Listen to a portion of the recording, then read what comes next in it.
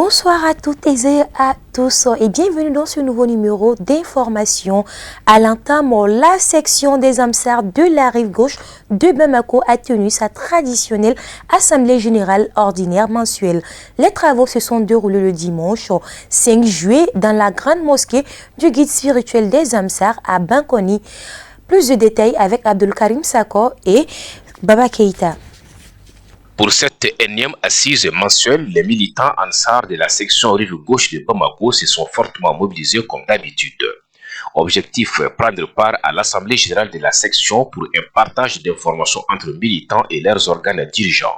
Il s'agissait notamment de faire le point sur la situation financière dans le paiement des différentes cotisations en vue de la réalisation des projets en cours dont la grande mosquée du guide spirituel des Ansar à Donyumana, les préparatifs du Maouloud, etc.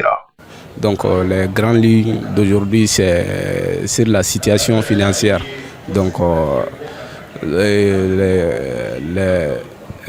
les faits des différents comités et les faits des différentes sous-sections. Donc les activités qui ont été menées, il y a le 12 mai qui vient de se passer. Donc bientôt c'est le Mauloud aussi, nous sommes là à faire la préparation. Dire à tous les militants de s'acquitter de leur cotisation. Donc avant le délai prévu, avant le Mauloud qui sera lieu dans le mois d'août. Donc c'est cet appel que j'ai à lancer à tous les militants. Cette rencontre, on a autre but que mieux nous organiser pour atteindre nos objectifs afin d'avoir de bons résultats à la fin de l'année. Et nous constatons que les militantes et les militants sont vraiment motivés et sortent massivement chaque mois. Comme vous le savez déjà, l'assise là est permanente, donc c'est chaque premier dimanche du mois. Je lance un appel à tous les parents de faire en sorte que les enfants apprennent des métiers. Puisqu'on est en vacances, il ne faut pas laisser les enfants se balader dans la rue. Faisons apprendre les enfants au métier pour assurer un bon avenir. L'occasion était opportune pour les responsables de remercier les militants pour la grande mobilisation lors du grand rassemblement pour l'unité des musulmans organisé par le Haut Conseil islamique du Mali il y a 2 semaines. Aujourd'hui, le bilan moral est que nous félicitons les Antar, les militants, vraiment pour leur sortie massive pour répondre à l'appel des musulmans qui est le Haut Conseil islamique qui s'est tenu au Palais de la Culture sur le thème de l'unité des musulmans, qui est un facteur vraiment primordial que notre guide, à chaque fois au début de ses prêches jusqu'à maintenant, il ne parle que l'unité des musulmans.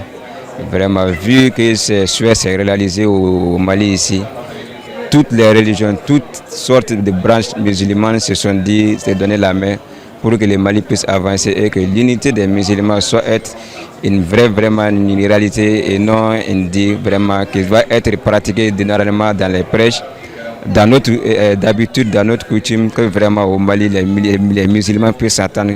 C'est aux alentours de 17h37 que le guide spirituel des Ansar, Seydi Chérif Ousmane Madan Haïdara, a fait son entrée dans la mosquée où il était impatiemment attendu par ses adeptes. Prenant la parole, il a adressé ses salutations et remerciements aux militants pour l'engagement sans faille et la séance s'est achevée par la traditionnelle Fatiha. Par ailleurs, l'autorité de protection des données à caractère personnel, l'APDP, a organisé une session de formation dédiée aux installateurs de dispositifs de vidéosurveillance dédiés sur la protection des données à caractère personnel. La rencontre s'est tenue ce lundi 6 juillet 2026 au siège de l'institution 6 au quartier du Fleuve. On en sait plus avec Aminata Traoré et Abdoulaye Sorodogo.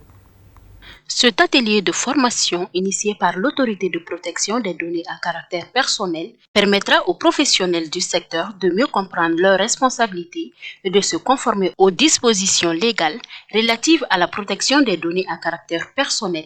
La vidéosurveillance demeure un traitement de données à caractère personnel dès lors qu'elle permet d'identifier directement ou indirectement des personnes physiques. À ce titre, son installation et son exploitation doivent respecter les exigences prévues par la législation nationale en matière de données à caractère personnel. Chers participants, en votre qualité de prestataire en matière d'installation des dispositifs de vidéosurveillance, vous jouez un rôle déterminant dans cette démarche. Vous êtes les premiers interlocuteurs des particuliers, des entreprises et des administrations qui souhaitent mettre en place un système de vidéosurveillance. Vos conseils techniques influencent souvent les choix effectués par vos clients. À ce titre, vous ne devez pas être seulement des techniciens maîtrisant les équipements, vous devez également être des acteurs responsables, capables d'intégrer les exigences juridiques relatives à la protection des données à caractère personnel dès le projet d'installation des dispositifs de vidéosurveillance. Durant 2 jours, les participants seront formés sur les thèmes suivants: le cadre juridique et institutionnel de la protection des données à caractère personnel, les règles relatives à l'installation des dispositifs de vidéosurveillance dans les domiciles, sur les lieux de travail et sur les lieux publics, les mesures techniques et organisationnelles à mettre en œuvre pour sécuriser les dispositifs de vidéosurveillance et la répression des manquements aux règles de mise en place des dispositifs de vidéosurveillance. À l'issue de cette formation, nous espérons que chaque d'entre vous deviendra un relais de sensibilisation auprès de ses clients, en les orientant vers des pratiques conformes à la réglementation et en les informant de leurs obligations avant toute installation. Vous contribuerez ainsi à prévenir les atteintes à la vie privée, à réduire les risques juridiques encourus par les responsables de traitement et à promouvoir un usage responsable des technologies de surveillance. Votre engagement sera un atout majeur pour renforcer la confiance des citoyens dans les dispositifs de vidéosurveillance et dans la transformation numérique dans notre pays. En travaillant ensemble, nous pouvons faire en sorte que les technologies de sécurité demeurent au service des personnes sans compromettre leurs droits fondamentaux. Je voudrais enfin inviter chacun d'entre vous à participer activement aux travaux, à partager vos expériences de terrain, à poser toutes les questions utiles et à tirer le meilleur profit de cette session. Venus de plusieurs structures spécialisées dans l'installation de dispositifs de vidéosurveillance pour renforcer leurs connaissances sur les règles encadrant la protection des données à caractère personnel, les participants ont salué cette initiative dans un contexte où les systèmes de vidéosurveillance sont de plus en plus utilisés dans les espaces publics et privés. La formation contribue pratiquement au développement personnel, surtout les personnes qui sont censées sensibiliser les gens à adhérer au niveau des systèmes de vidéosurveillance, notamment en garantissant leurs données à caractère personnel. Je remercie l'APDP Mali, surtout pour leur sensibilisation de la population, à aller vers les systèmes de vidéosurveillance et puis les données à caractère personnel. Bon, la formation contribue, ça aide les participants à améliorer leurs connaissances, surtout au niveau des systèmes de vidéosurveillance et puis autres. Par cette initiative, l'autorité de protection des données à caractère personnel réaffirme sa volonté d'accompagner les acteurs du numérique et de la sécurité dans la promotion d'une culture de protection des données personnelles au bénéfice de tous. À l'image des localités précédentes, Seydi Cherif Ahmed Tidiane Haïdara s'est rendu à Belgique sur l'invitation des militants Zamsar. Inscrit dans la continuité de sa tournée européenne, le fils du guide spirituel des Zamsar a animé une séance de prêche axée sur l'islam authentique. La cérémonie a ainsi vu la présence massive des Zamsars et sympathisants. Samaïra Sanogo pour le commentaire.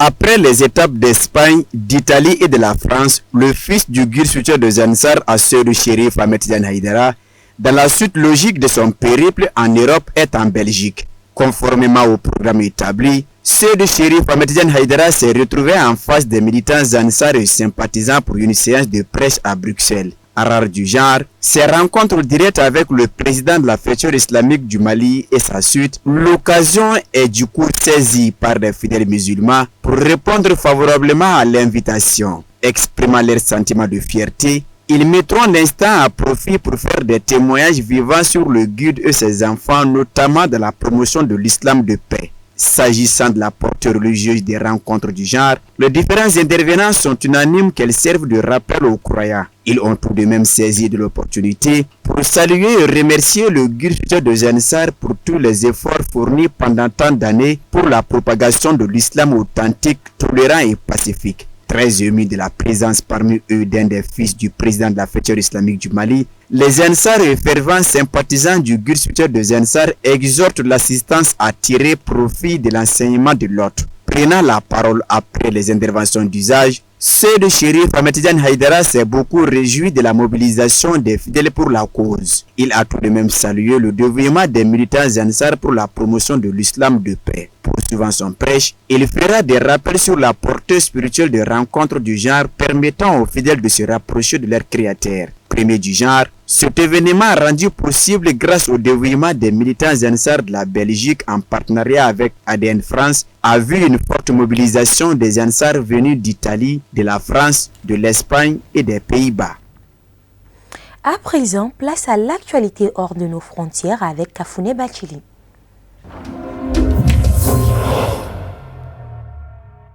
Au Sénégal, le président Bassirou Diomaye Faye devrait créer son propre parti politique.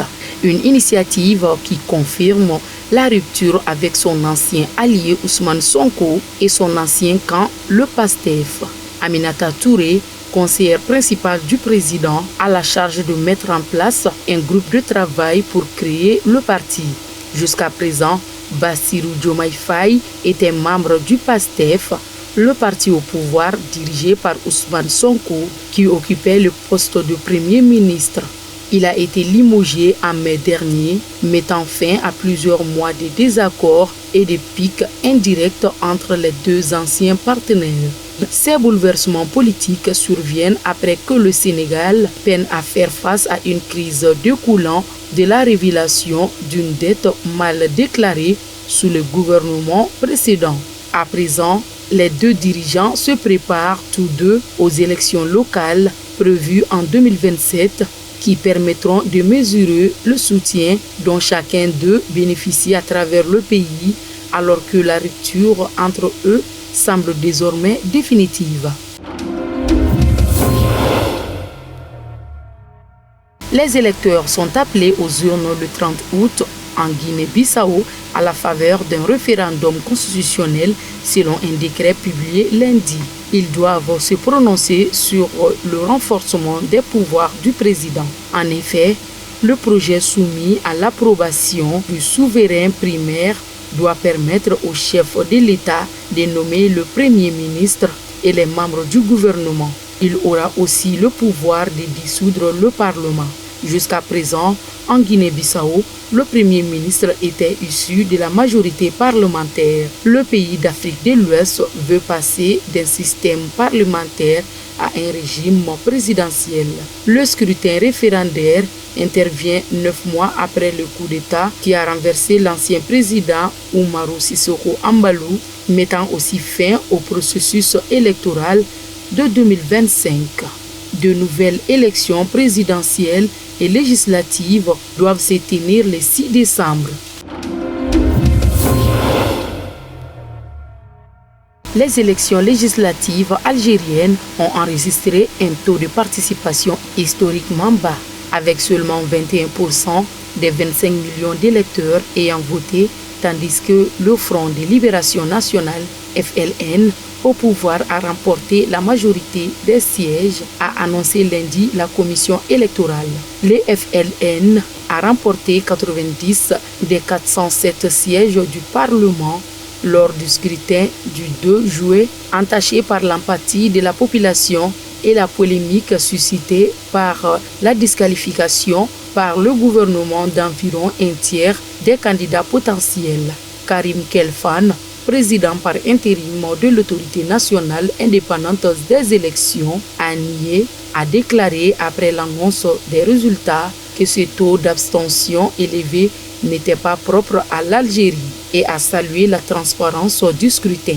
L'Algérie avait enregistré un taux de participation de 23%, un niveau alors historiquement bas lors du scrutin de 2021, le premier depuis qu'un important mouvement de protestation en faveur de la démocratie avait balayé le pays en 2019.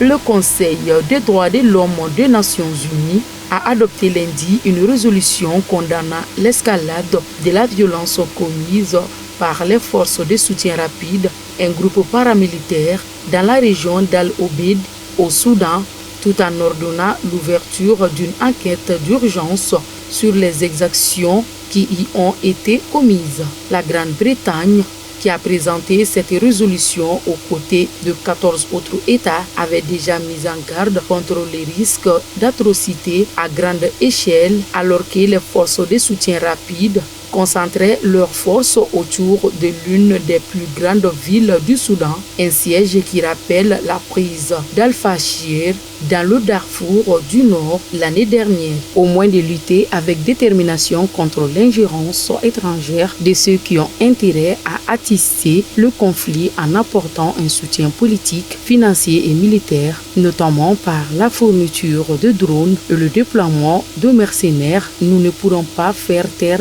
efficacement les armes. Cela compromettra à son tour notre capacité à protéger la population d'El-Obeid et plus largement celle du Soudan. À cet égard, nous devons demander des comptes à toutes les parties. Ceux qui les aident et les encouragent à commettre leurs crimes sont tous aussi complices. Nous aurions donc souhaité que cet aspect de la résolution soit plus ferme, car il est au cœur même de ces hostilités prolongées, a déclaré Zahir Laher, ambassadeur d'Afrique du Sud auprès des Nations Unies à Genève.